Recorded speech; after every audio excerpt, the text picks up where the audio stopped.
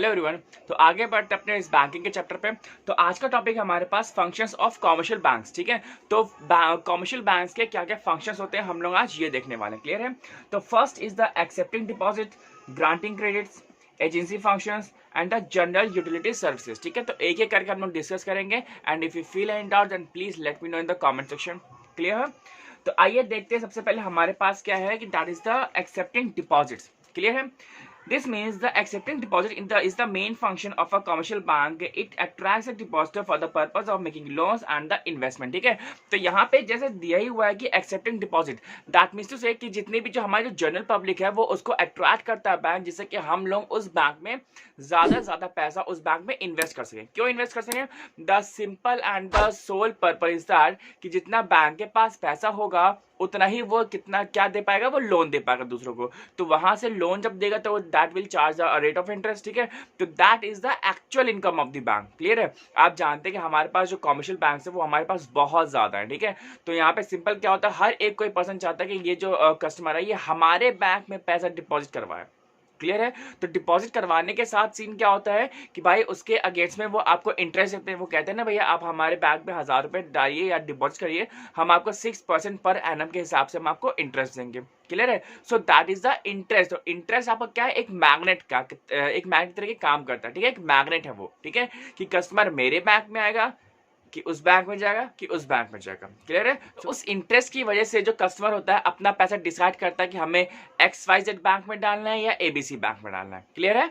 Accepted deposit में हमारे अंदर भी पॉइंट्स होते हैं। जैसे हमारा पहला पॉइंट है इसमें फिक्स डिपॉजिट। तो फिक्स डिपॉजिट का मतलब क्या होता है, जैसे आपके भी FD होगी, इसको हम लोग फिक्स डिपॉजिट को FD बोलते हैं। क्लियर है?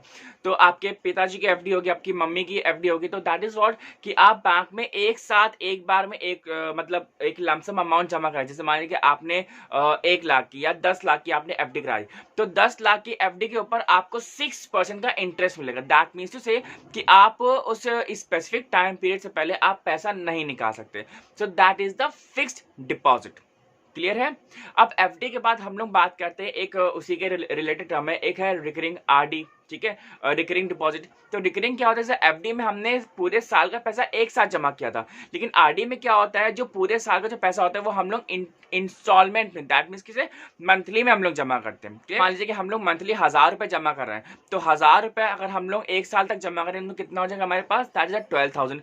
तो आपको इंटरेस्ट भी उस 12,000 के ऊपर ही मिले। क्लियर है? तो आजकल के जो रेट ऑफ इंटरेस्ट है वो FD और RD के अराउंड सेम है, उतना कोई डिफरेंस नहीं आता है।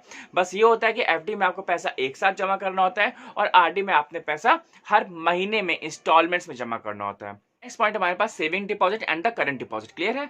तो ये सारे जो पॉइंट्स अभी एक्सेप्टिंग डिपॉजिट्स में ही हैं। क्लियर है? अब सेविंग डिपॉजिट क्या होता है, आपको कहते हैं ना सेविंग अकाउंट और द करंट अकाउंट। तो सेविंग अकाउंट क्या होता है, वो हमारा और आपका जो जनरल अकाउंट होता है उसको हम लोग बोलते हैं सेविंग्स अकाउंट। क्लियर है?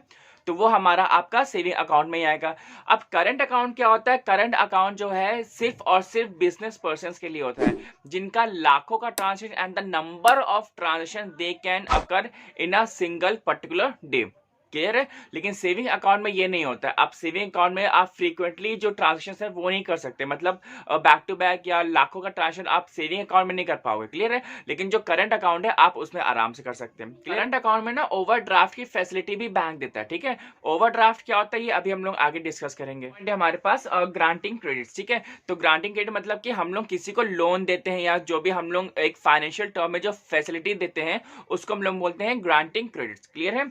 तो आइए देखते हैं ये क्या है कि सबसे पहला हमारे पास लोन्स एंड एडवांसेस। ठीक है, जैसा कि हमने कहा ना कि आप बैंक के पास अपना पैसा जमा कराएंगे तो बैंक वो पैसा क्या करेगा, वो लोन के रूप में दूसरों को दे देगा। नेक्स्ट पॉइंट हमारे पास कैश क्रेडिट। ठीक है, तो कैश क्रेडिट क्या होता है, सिंपल अगर हम लोग इसको मोटी मोटी भाषा में समझें तो आप ऐसा समझिए कि अगर आपने बैंक से 1000 रुपए का लोन लिया है या मान लीजिए 1 लाख का लोन लिया हुआ है, तो आपने जब बैंक ने आपके अकाउंट में 1 लाख रुपए सेशन कर दिए। क्लियर है?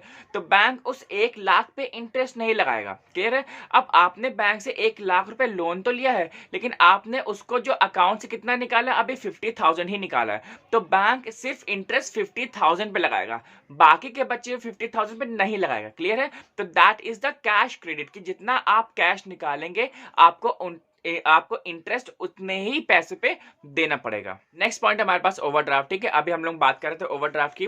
तो ओवरड्राफ्ट का मतलब क्या होता है, ये हमेशा सिर्फ और सिर्फ फैसिलिटी जो होती है सिर्फ बिजनेसमैन के लिए, किसके लिए, सिर्फ करंट अकाउंट के लिए ही होती है। मेक श्योर दैट सिर्फ करंट अकाउंट होल्डर्स के लिए ये जो ओवरड्राफ्ट की फैसिलिटी होती है वो होता है। क्लियर। तो ये होता क्या है, इसको हम लोग एक एग्जाम्पल समझते हैं। जैसे मान लीजिए कि आप एक बिजनेस पर्सन हो और आपको किसी को पेमेंट करनी है, ठीक है। आपके अकाउंट में 8 लाख रुपए है, that is 8 lakh rupees, and you have to make the payment of the 10 lakh rupees. Clear है। तो सिंपल हुआ कि आपके बैंक अकाउंट में 2 लाख रुपए की कमी है।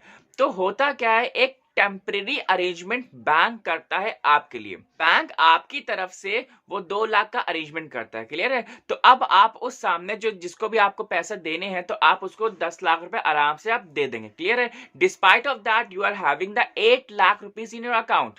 क्लियर है। तो यहाँ पे क्या होता है कि उसके जो ओवरड्राफ्ट की जो फैसिलिटी होती है, इसी पूरे प्रोसेस को बोलते हैं कि आपके पास पैसा नहीं भी था लेकिन तब भी बैंक ने आपकी तरफ से दिया। क्लियर है। अब ये आपकी ड्यूटी बनती है कि आप बैंक को टाइमली वो 2 लाख रुपए वापस कर दीजिए। क्लियर है। तो इससे हमारा होता क्या है, इससे जो आपकी जो क्रेडिट के जो पॉइंट्स होते हैं, जो क्रेडिट होती है आपकी, वो बैंक में और अच्छी बनी रहती है। एंड इन फ्यूचर कभी आपको ऐसा ओवरड्राफ्ट की फैसिलिटी लेनी होती है तो आप आराम से बैंक से पूछ सकते हैं इस फैसिलिटी के लिए। पॉइंट हमारे पास डिस्काउंटिंग ऑफ बिल्स, ठीक है। तो इसको थोड़ा आराम समझिएगा कि banks make payment against the bill before the date of maturity. In case the bill is dishonored on the due date, the bank can recover the amount from the customers and bank charges some commission। ठीक है। तो simple सी बात यह है कि इसके against में जो बैंक होता है वो एक जो सेलर होता है उसको पेमेंट कर देता है, और सेलर जो होता है वो जो बिल ऑफ एक्सचेंज होता है वो सिंपली एक बैंक को देता है कि आप भाई साहब इन बायर से आप पैसे ले लीजिएगा। यहाँ पे बैंक अब उस बायर से पैसा लेगा। क्लियर है। और अगर वो बायर एक स्पेसिफाइड टाइम पीरियड में पैसा नहीं देता है तो बैंक उसको क्लेम कर सकता है। क्लियर है। और इस पूरे ही जो ट्रांजैक्शंस होते हैं, इस पूरे ट्रांजैक्शन में बैंक अपना जो कमीशन होता है या उसको आप कहिएगा जो फीस होती है वो फीस अपनी वो चार्ज करता है। नेक्स्ट पॉइंट हमारे पास एजेंसी फंक्शंस, ठीक है।